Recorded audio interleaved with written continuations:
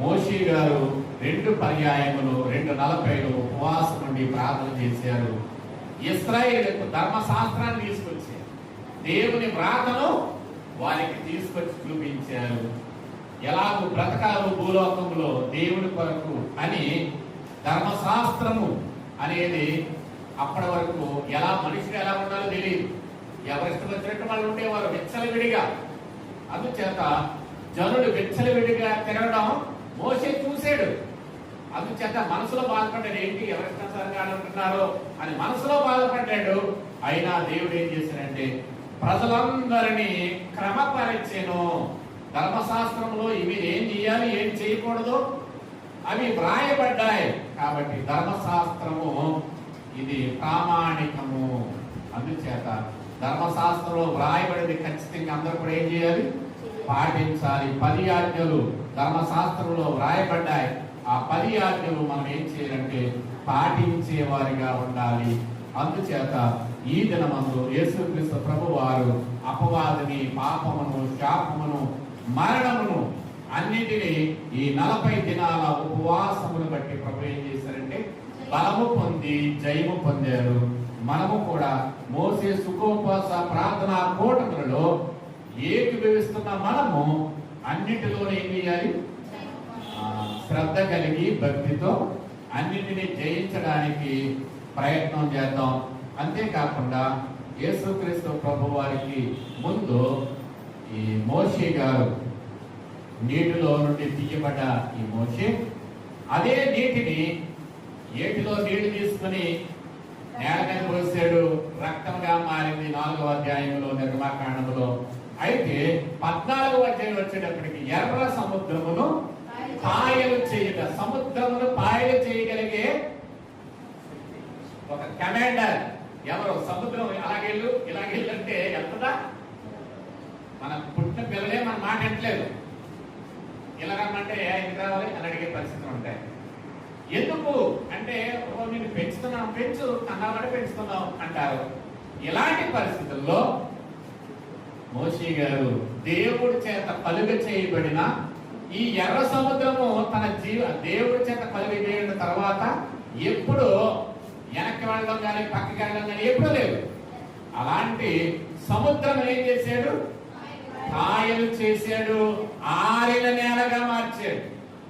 దేవుని యొక్క అద్భుతమైన శక్తి అది.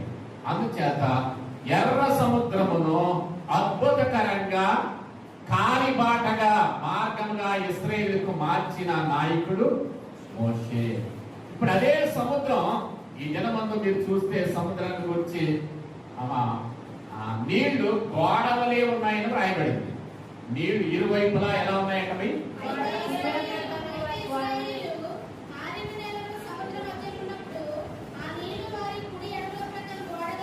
చాలమ్మా. ఈ 14వ అధ్యాయంలో ఏం రాయబడుతుంది? నీళ్ల గోడగా ఉంటాయమ్మా అక్కడ రాయబడుతుంది. ఈ నాయకుడు ఉపవాసాలు చేసిన తర్వాత బలము పొందుకుని దేవుని యొక్క రూపంలోనికి వచ్చేసాడు. అందుచేత ఏదంటే అదే జరుగుతుంది. మీరు ఉపవాస ప్రార్థన చేసి చూడండి, మీ నోట వచ్చిన ప్రతి మాట దేవుడు నెరవేర్చబోతున్నాడు. దేవుడి స్తోత్రం. ఇక్కడ అన్నాను కూడా అలాగే ఉపవాసం ఉంది. నాకు మగబిడ్డే కావాలా అంతే, ఒకటే మాట, నాకు మగబిడ్డ కావాలేవా అని ప్రార్థన చేసుకుని ఇంటికి వెళ్ళింది అంతే. ఉపవాసం ఉండి ప్రార్థన చేసుకున్న అన్నాకు దేవుడు ఏది అడిగితే అదే ఇచ్చాడు. మనం ఏమడిగినా దేవుడు మనకి ఇచ్చేవాడై ఉన్నాడు. అయితే యేసుక్రీస్తు ప్రభు వారు కూడా గలిలయ సముద్రములో ఆయన ప్రయాణం చేస్తున్నారు. మత్తయి సువార్త 8వ అధ్యాయము 26వ వచనాన్ని చూద్దాం. అందుకు ఆయన అల్పవిశ్వాసులారా ఎందుకు భయపడుచున్నారని వారితో చెప్పి లేచి గాలిని సముద్రమును గద్దెంపగా అవి బిక్కిలి నిమ్మలమాయను. సముద్రం ఎప్పుడు ఏం చేస్తుందమ్మా? మీరు వైజాగ్ పట్టణానికి వెళ్ళారా? వైజాగ్ సముద్రం దగ్గరికి వెళ్ళారా? వెళ్తారు. ఏం చేస్తుంది? కెరటాలు ఎంత గట్టిగా బ్యాక్ వస్తాయో దిగడానికి దిగి కొంచెం లెక్క వెళ్తే పిల్లలు ఎవరైనా కొంచెం లెక్క వెళ్తే ఇక్కడ నీరు లేదు కదా వెళ్ళారు కూడా ఆ కెరటం వచ్చి ఒకసారి ఆపుతుంది కూడా. ఆర్కే బీచ్ ప్రాంతానికి వెళ్తే అక్కడ చూడడానికి చాలా మంది విదేశీయులు వస్తారు. అయ్యగారు కూడా ఒక పాట రాశారు అక్కడ, ఎవరు గమనింపగలరు మన దేవుని మహిమను అంటూ విశాఖపట్నం సముద్ర తీరాన కూర్చుని అయ్యగారు పాట రాశారు.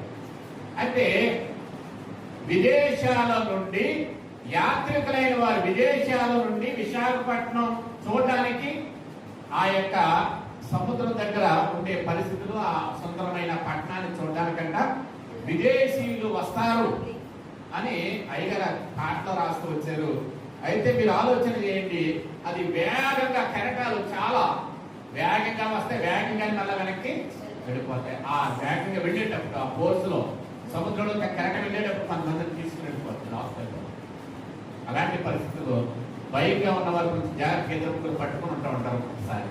ఎందుకని సముద్ర కెరటాలు వేగంగా ఎగసి పడుతూ ఉంటాయి. కొన్ని సందర్భాల్లో పడవలు ఓడలు మునిగిపోయే పరిస్థితి ఉంటుంది. కెరటాలు ఉర్రెత్తున ఏమవుతాయంటే ఎగసి పడుతూ ఉంటాయి. నీటి ప్రవాహాన్ని ఎవరు ఆపలేరు. అలాంటి పరిస్థితుల్లో ప్రభు అట ఆ గలిలయ సముద్రము ఎగసపడతా ఉంటే ఎగసపడుతున్న ఆ గాలిని సముద్రమును ప్రభువే మిక్కిలి నిమ్మలంగా ఉండమని చెప్పారంటే నిమ్మలంగా ఉన్నాయి. అయితే దైవజనుడు దేవదాసయ్య గారు ఒక మాట చెప్పారు, సృష్టికర్త నన్ను సృష్టించిన నా దేవుడు నా మీద ప్రయాణం చేస్తున్నాడని ఎగసపడిందంట.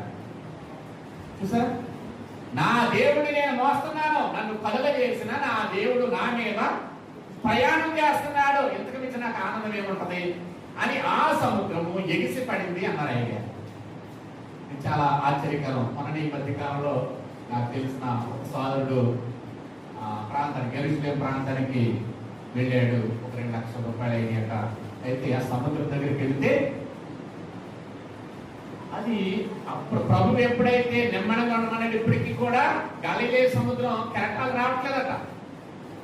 నిమ్మడంగా అలాగే ఉందని ఎందుకు రావట్లేదు అని అడిగితే పలానా రోజున ప్రభు నిమ్మడంగా ఉండమన్నారు. అప్పటి నుంచి ఆ సముద్రం, అన్ని సముద్రాలు వేరే, గలిలయ సముద్రం ఎప్పుడు కూడా నిమ్మడంగానే ఉంటుందట, కెరటాలు రావటం. ఎందుకు? మత్తయి వార్త 8వ అధ్యాయంలో 26వ వచనంలో ప్రభువు చెప్పిన మాట నిమ్మడంగా ఉండు. ఆ మాట ఏమైంది? నేటికి కూడా నెరవేరుతూనే ఉంది. ప్రభువుకు ప్రియమైన వారలారా, ఈ దినమందు సముద్రమును పాయన చేసిన వాడు మోషే, సముద్రమును అదుపులో ఉంచిన వారు ప్రభువు. అందుచేత ఇంకా మనము ఆలోచన చేయగలిగితే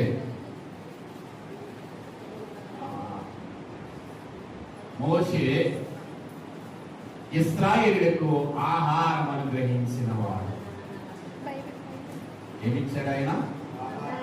ఆహారం. నిర్గమాకాండము 16వ అధ్యాయంలో మాకు ఆహారం లేదు, నీళ్లు లేవని 16-17 అధ్యాయంలో వారు అన్నారు. అందుచేత దేవునికి మొర పెట్టగా ఈ అరణ్యములో దేవుడు ఆహారం సిద్ధపడతాడు అనొచ్చు. వారు మహోన్నతుడైన దేవునికి విరోధంగా మాట్లాడి ఏం చేశారంట? మహోన్నతుడైన దేవునికి విరోధంగా మాట్లాడారు. అప్పుడు మోషే దేవునికి మొరపెట్టగా ఎందుకు నేను ఆహారం ఇస్తాను అని చెప్పి ఇశ్రాయేలు సర్వ సమాజములకు, అన్ని లక్షల జనాంగానికి ఏమి ఇచ్చాడు ఆయన?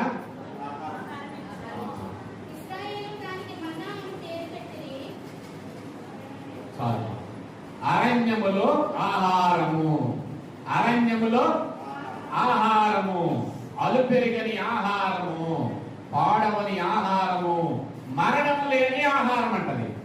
ఏ ఆహారము? కొన్ని ఆహారాలు తింటే, కల్తీ ఆహారం తింటే చచ్చిపోతున్నారు. కానీ దేవదూతల ఆహారము నరుడు భుజించిన 70వ కీర్తనలో చెప్తారు. అంచేత దేవదూతలు తినే ఆహారం ఏది? మన్నా. ఇశ్రాయేలు పెట్టారు ఆ పేరు. అందుచేత ఈ ఆహారము, ఈ పానీయము 17వ అధ్యాయం అంతా మనం చూస్తే బండలో నుండి సమృద్ధిగా నీటిని దేవుడు రప్పించుట, అరణ్యములో నుండి ఆహారం ఇచ్చి నీటినిచ్చి ఇశ్రాయేలీయులైన వారిని మోషే పోషించిన పోషకుడు. ఎవరైనా ఇశ్రాయేలును పోషించిన పోషకుడు ఎవరు? మోషే. ఇప్పుడు ప్రభువు కూడా ఏమైనారంటే సకల జీవుల పోషకుడు ప్రభు. అందుకనే కీర్తన మనం చూస్తే 145వ కీర్తన 16, 15, 16 వచనాలు సర్వజీవుల పనులు, సర్వజీవులు అన్ని జీవులు కూడా దేవుని వైపు చూస్తున్నాయి. తగిన కాలమందు నీవు వాటికి ఆహారం ఇచ్చి పోషించుతున్న పోషకుడు, సర్వజీవుల పోషకుడు ప్రభు అన్నమాట. అయితే ఆయన కూడా మత్తయి సువార్త 15వ అధ్యాయం 32 చూద్దాం ఒకసారి యేసు ప్రభు వారి గురించి.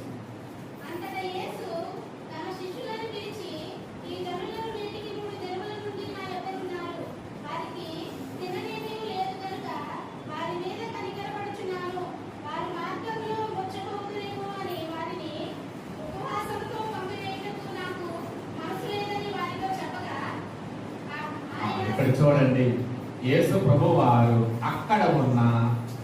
అక్కడ ఇంచుమించు అక్కడ రాయబడతా ఉంది, నిఘంటువులో రాయబడింది ఏంటంటే 15,000 మంది అని రాయబడింది. పిల్లలు, పురుషులు, స్త్రీలు కలిపి ఇంచుమించు 15,000 మంది 5 రొట్టెలు 2 చేపలు అద్భుతకరంగా ప్రభువే ఆహారం ఇచ్చి పోషించారు. 12 గంపల మరలా ఎత్తిన సందర్భం కనబడతా ఉంది. ఆహారము మిగిలినట్టు 12 గంపలు ఎత్తారు. అక్కడ ఉన్న 5,000 మందిని అక్కడ రాయబడతా ఉంటే దాని వివరణ నిఘంటువులు ఏం రాయబడిందంటే ఇంచుమించు 5,000 మంది అని బైబిల్లో రాశారు. కానీ బైబిల్ యొక్క నిఘంటువు ఉంటుంది, దాంట్లో చాలా పెద్దగా ఉందని ఎక్కువ వివరణ ఇస్తాడు. బైబిల్లోని వివరణ కూడా కొంత ఇస్తాడు. 15,000 మంది అన్నారు. పిల్లలు 5,000, స్త్రీలు ఒక 5,000, పురుషులు ఒక 5,000గా ఇంచుమించు వారు 15,000 మంది అని ఒక అంచనా వేశారు. మళ్ళా 12 గంపలు మిగిలిన వాటిని ఎత్తడం జరిగింది. కాబట్టి ఈ దినమందు యేసు ప్రభు వారు కూడా ఏమై ఉన్నారంటే పోషకుడై ఉన్నారు. ప్రతి దినము మనల్ని పోషిస్తున్నారు ఆహారం ఇచ్చి. ప్రతి సంస్కారపు విందులో ఆయన తన శరీర రక్తములు ఇచ్చి మనలను బలపరచుచు పోషించుచున్న పోషకుడు యేసుక్రీస్తు ప్రభు వారై ఉన్నారు. అందుచేత ఇక్కడ మరలా మోషే గారు ఈ 40 దినాలు ఆ కొండ పైన ఉన్నప్పుడు మోషే ముఖ చర్మము ప్రకాశించేను. కొండ పైన 40 దినాల్లో అయ్యేటప్పుడు మన ముఖాలు ఎలా ఉండాలంటే ఇప్పుడు ప్రకాశించాలమ్మా అని ఒక చూడబోతున్నాం. అసలు ఈ ముఖం తీర్చుకో చూపించడం కాదు ఇది. కొంతమంది ఆ ముఖం చూడాలంటే నాకు చిరాగ్గా ఉందంటే పాపం అది కాదు. ఇది ఏమిటి అంటే నీ ముఖము ప్రకాశిస్తా ఉన్నది. మోషే నీ ముఖం ఏమవుతుంది? ప్రకాశం. దయచేసి నువ్వు మాట్లాడాలనుకుంటే మాతో ముసుగు వేసుకొని మాట్లాడు. ప్రజలు బ్రతుకులాడుకుంటున్నారు ఎవరిని? మోషే గారిని. అయ్యా మీరు మాతో మాట్లాడాలనుకుంటే మీ ముఖం మేము చూడలేకపోతాం, చాలా తేజస్సుగా వెలుగుగా కనబడుతుంది. దయచేసి ముసుగు వేసుకొని మాతో మాట్లాడము.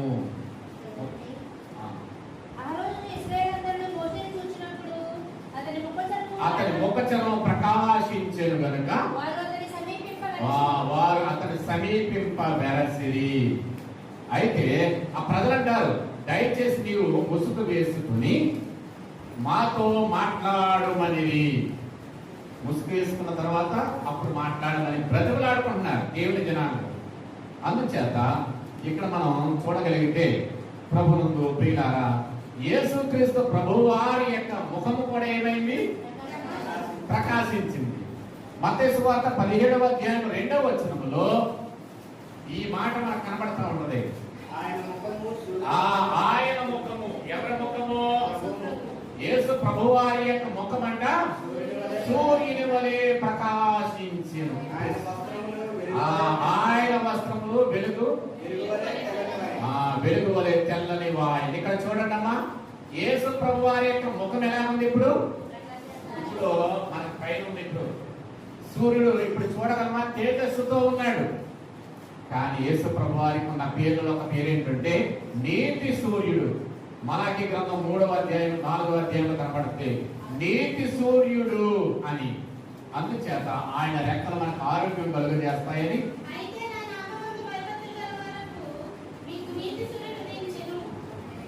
ఆయన రెక్కల మీకు ఆరోగ్యము కలుగచేయును. అందుచేత ఆరోగ్యంగా మీరు గంతులు వేస్తూ ఉంటారు.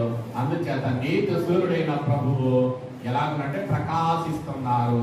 ఇక్కడ మోషే గారు కూడా ఏం చేస్తున్నారు? ప్రకాశిస్తున్నారు. ప్రభువు కూడా ప్రకాశిస్తూ ఉన్నారు.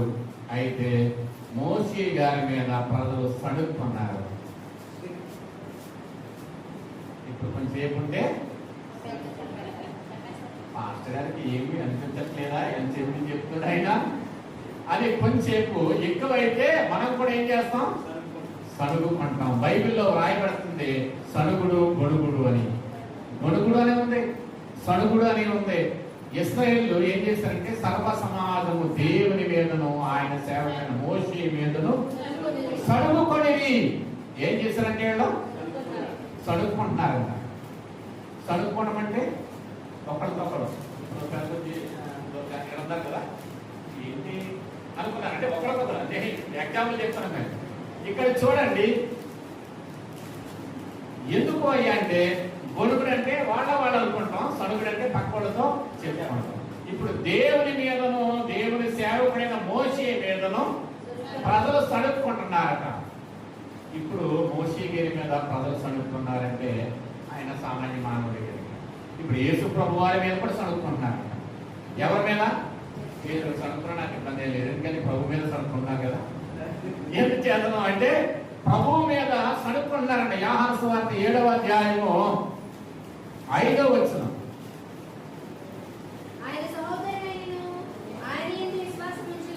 ఒక్క నిమిషం. మార్కు సువార్త 7:2. మార్కు సువార్త 7:2.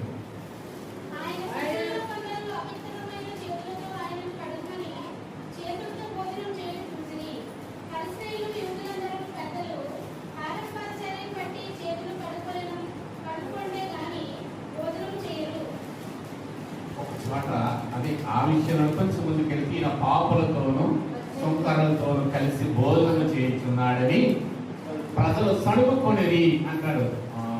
లోకాసువార్త 19వ అధ్యాయంలో కూడా యేసు ప్రభువు వారు చెక్కయ్య దగ్గరకు వచ్చినప్పుడు అక్కడ ప్రజలు సణుక్కున్న సందర్భం మనకు కనబడుతుంది. సార్ చూడండి.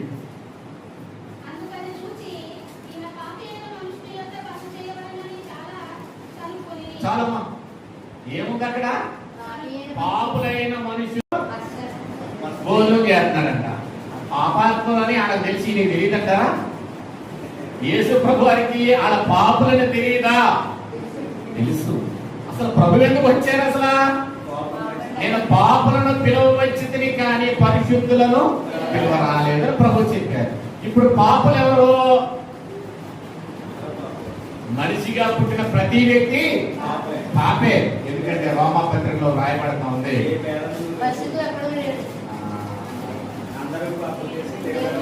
రోమా పత్రిక 5వ అధ్యాయము 12వ వచనంలో ఇట్లుండగా ఒక మనుషుని ద్వారా పాపము ద్వారా మరణమును లోకములో ఎలాగో ప్రవేశించెనో అలాగునే మనుషులందరూ పాపము చేసినందున.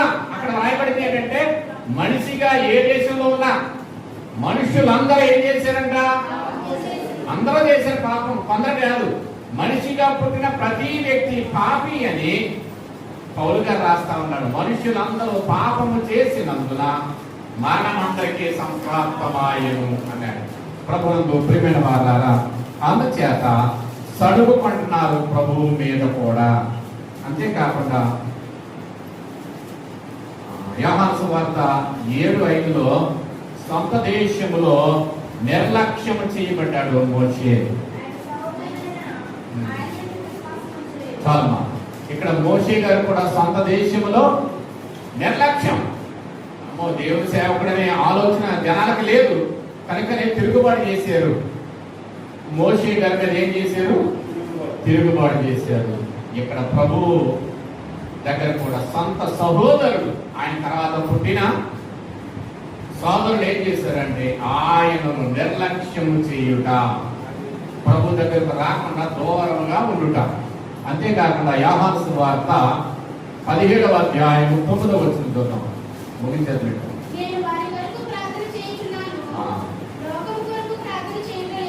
ఇక్కడ ప్రభు అన్న మాట, దానికంటే ముందు దేవా వారి పాపము నీవు పరిహరించవా, లేని ఎడల నీ జీవ గ్రంథములో నుండి నా పేరు తుడిచివేయము అని దేవునికి బ్రతమలాడుతూ విజ్ఞాపన ప్రార్థన చేశారు మోషే గారు. నీవు వ్రాసిన ఆ జీవ గ్రంథములో నుండి నా పేరు తీసేయి, వాళ్ళ పాపమును పరిహరించదువా సరే, లేకపోతే వాళ్ళతో పాటు నేను కూడా నశించిపోతాను, నన్ను కూడా వాళ్ళతో పాటు చంపేయి. కానీ ఇశ్రాయేలు ఏం చేయొద్దు, నీవు చంపవద్దు. మోషే నువ్వు ప్రక్కకుండు, వీళ్ళని నేనేం చేస్తానంటే చంపివేస్తాను, ఈ రాళ్లలో నుండి మరలా జనాంగమును రక్షిస్తానని దేవుడు చెప్పాడు. కానీ మోషే ఏం చేశాడు తెలుసా? బ్రతిమలాడుకుంటూ విజ్ఞాపన ప్రార్థన చేశాడు. దొరికిందమ్మా? అయ్యో నీవు వారి పాపమును ఒకవేళ పరిహరించితివా, లేని యెడల నీవు వ్రాసిన నీ గ్రంథము నుండి నా పేరు తుడిచివేయమని. వందనాలు. ఈ దినమందు భక్తుడైన నాయకుడైన మోషే గారిని గురించి, అలాగే ప్రభువా మిమ్మల్ని గురించిన పోలికలు కొన్ని చేసుకోవడానికి ఇచ్చిన అవకాశంను బట్టి వందనాలు. విన్న వాక్యాన్ని మా యొక్క హృదయంలో మీరే భద్రము చేసి మహిమ పొందును. యేసు వారి ఉన్నతమైన నామములో ప్రార్థించి స్తుతించి వేడుకొంచున్నాము తండ్రి.